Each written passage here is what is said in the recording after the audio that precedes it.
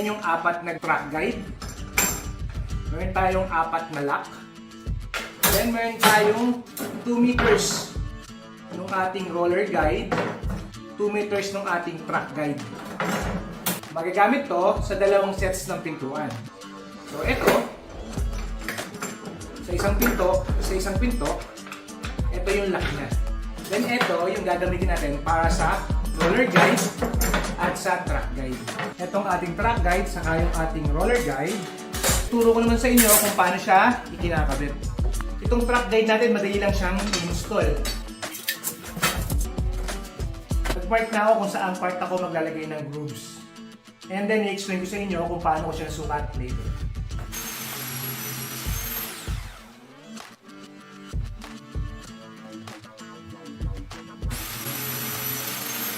Okay, so nakapag-provide na tayo ng grooves para sa ating roller track. Dito ngayon gugulong yung ating mga roller. Yan, yung dalawa na yan. Dalawang riles kasi dalawa yung pintuan natin. So ano yung naging distance ko? Ito yung facing U sa cabinet. Ito yung loob ng cabinet. From here up to here, meron tayong 21 mm from here to here. Etong allowance na yan, sa harapan niya ng cabinet optional yan. Ito. Kung yung isa, etong ating roller, magiging release siya. Ito naman, yung track guide, dito naman siya sasabit. Ito naman yung ilalagay sa pinakataas ng pinto. Ito sa ilalim, yung roller sa ilalim. Ito sa taas, dyan naman siya. Yan. So ipapakita ko sa inyo yung difference nila. Iba yung sukat nito sa sukat nung dito So before doing that, ipapakita ko na sa inyo ngayon kung paano muna ini-install ito at saka ito. And then babalikan natin to. For example, ito yung gagamitin natin pinto. Ito yung pinakababa niya. Yung ating roller sa baba ito. Mag-measure lang muna tayo. Pwede na siguro yung ½ inch. Enough lang yan. ½ inch to 3/4. I think sakto lang yun.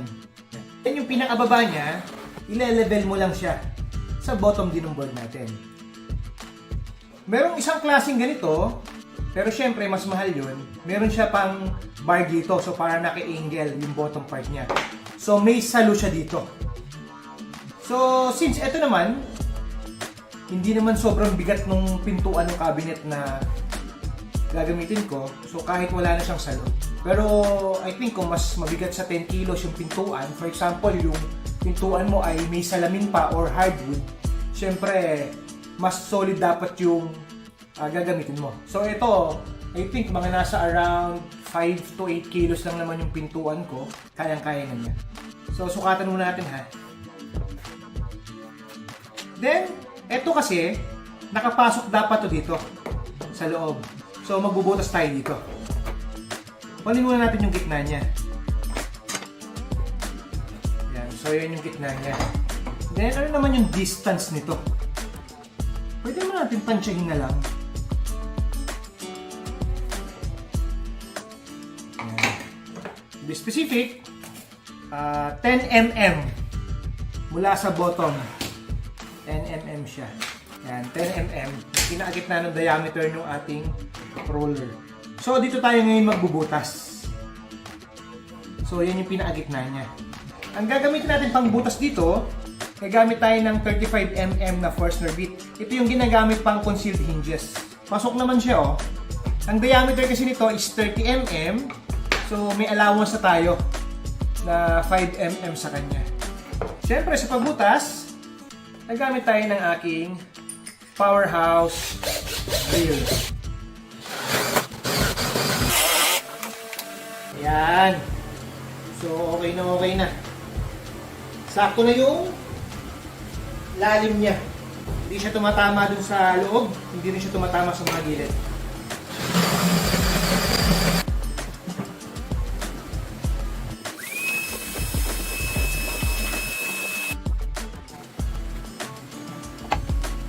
Ang depth nito, I think nasa around 13 to 14 mm. Kasi ito, yung thickness nito, 11 mm. So, dapat may allowance tayo. Then, install na natin siya.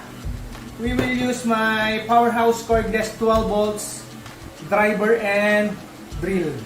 Ang una nating lalagyan, itong part na to. Tandaan nyo, yung butas na to, yung part na to. Check nyo pa rin kung walang tumatama sa mga sides. Naglagay tayo dito. At dito. Itong part na to, sa gitna muna tayo maglagay. Para pwede pa tayo mag-adjust.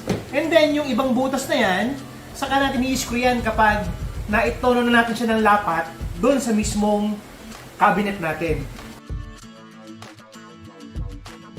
So, bakit ba natin hindi muna itotornilyo yung lahat ng mga provided holes na yan?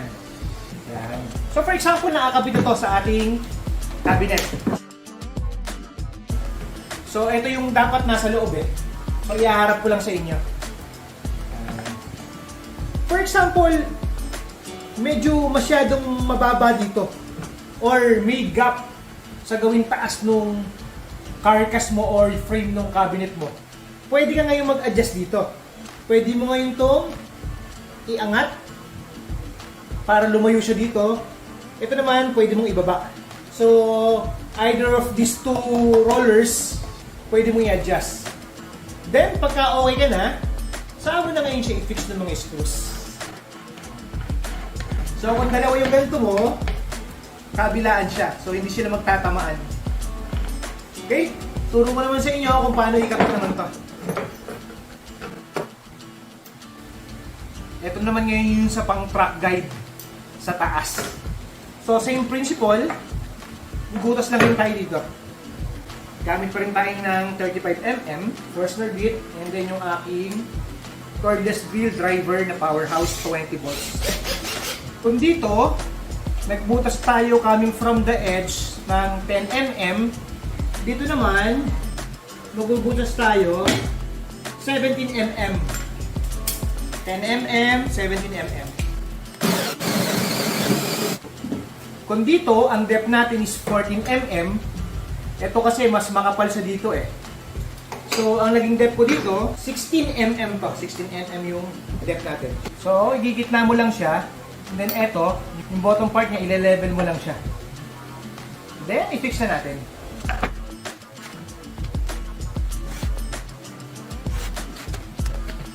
So, kung ito ay nasa baba, actual natin, ito yung pinakaharapan. Ito yung labas ng cabinet. So, nakaganyan siya. Nakapasok siya dito. Yan. Then, ito namang track natin na to, sa taas to. Ito, for example, nakafix to sa taas. Enough na yan siguro yung mga 3 to 4 mm na allowance. Enough na yon para maipasok mo to dito. So, yung distance nila, ang advice ko sa inyo, yan. Mula dito hanggang sa dito, dapat ang sukat ng pintuan mo, may allowance siya ng 3 to 4 mm. Then, itutulak mo lang siya pataas, both side. Naakapit na siya dito ngayon. So, hindi naman ball yung pintuan natin. Ganyan yun. Then, paano naman tong lock natin? So, ito ngayon, ilalagay natin dito. Before mo ito i-fix, pwede mo siyang isuot dito. Suot mo siya. Hanggang sa kabila rin. So, kung saan na ito ngayon maglalak, pag tinulak mo siya, tumama sa may pinaka-gilid ng ating cabinet, so automatic maglalak siya doon. Ayan. So, meron ka na ngayong